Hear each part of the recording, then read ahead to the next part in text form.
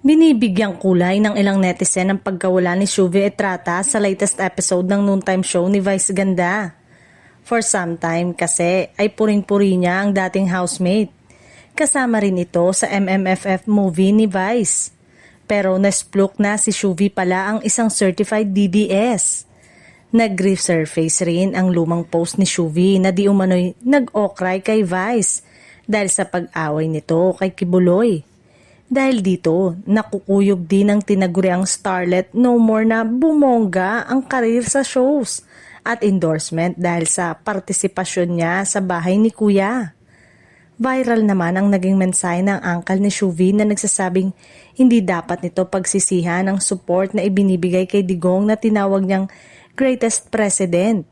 Tinawag pa niyang kakampwets ang umano'y minority na tumutuligsa sa dating Pangulo. Nag-react naman dito ang mga netizen at maging ang mga dating empleyado ng network na nawala ng trabaho.